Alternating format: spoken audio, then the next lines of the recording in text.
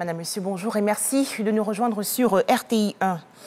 Ouverture hier à Sharm el-Cheikh en Égypte des travaux de la COP 27 sous l'égide des Nations Unies et en présence de représentants de 200 États, d'entreprises, d'organisations non gouvernementales et de scientifiques.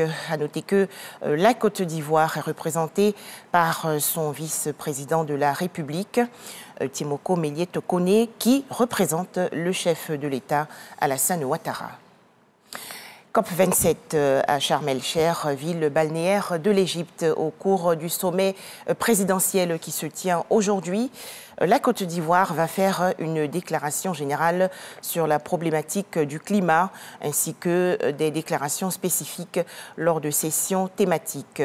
La Côte d'Ivoire va également participer aux tables rondes sur les financements innovants pour le climat et le développement et sur les changements climatiques et la durabilité des communautés vulnérables.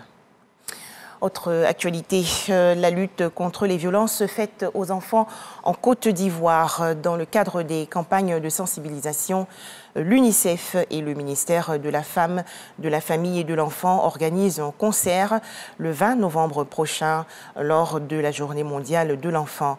Événement présidé par la première dame Dominique Ouattara, thème retenu pour une Côte d'Ivoire sans violence aux enfants. Le taux d'exécution des projets financés par les partenaires asiatiques de la Côte d'Ivoire, dont l'Inde, la Corée du Sud, le Japon et la Chine, n'est pas satisfaisant selon les autorités ivoiriennes. Sur les 30 projets concernés, les experts estiment le taux d'exécution à seulement 35%. Pour un montant total de plus de 2,5 milliards de francs CFA, contre un objectif d'exécution de 85%. Des chiffres révélés récemment lors de la 6e revue annuelle des projets Côte d'Ivoire-Asie. Les explications détaillées dans ce reportage de Dangui Dangui. Les coordonnateurs des projets financés ou cofinancés par les partenaires asiatiques de la Côte d'Ivoire sont en conclave pour identifier les difficultés et défis relatifs à l'exécution de ces projets afin d'améliorer leur taux d'exécution. C'est dans le cadre de la 6e revue annuelle des projets financés ou cofinancés par la Chine, la Corée, l'Inde et le Japon. Sur les 30 projets concernés dans les domaines tels que l'éducation, la santé et l'énergie, les experts estiment le taux d'exécution à 35% pour un montant total de plus de 2,5 milliards de francs CFA contre un objectif d'exécution de 85%. Taux d'exécution des projets trop faibles et inacceptables selon le représentant du ministre de l'économie et des finances, Vassoko Bamba, met les coordonnateurs des projets concernés en mission pour identifier les causes des retards dans l'exécution des projets et à proposer des solutions afin d'améliorer leur taux d'exécution. Je recommande vivement qu'il soit assigné à chaque projet un objectif d'augmentation du taux de décaissement de 10 points à fin février 2023, date à laquelle une rencontre bilan à mi-parcours sera organisée avec l'ensemble des coordonnateurs pour évaluer la performance du portefeuille.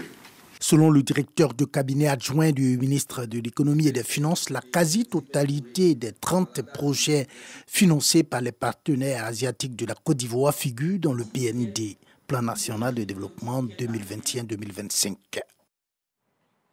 En image, l'actualité hors de chez nous. Au Malawi, le nombre de réfugiés congolais ne cesse d'augmenter. Ces derniers fuient les combats à l'est de la République démocratique du Congo. Et face à cette situation, le Programme alimentaire mondial, le PAM, tire la sonnette d'alarme. Le seul camp de réfugiés du pays a une capacité de 10 000 places, mais ils sont 5 fois plus nombreux à s'entasser sur place. Enfin, le président français Emmanuel Macron félicite Benyamin Netanyahou. Lors des législatives du 1er novembre dernier en Israël, l'ancien Premier ministre et ses alliés de droite ont remporté la majorité des sièges au Parlement. Merci de nous avoir suivis à 13h, le journal de RTI 1.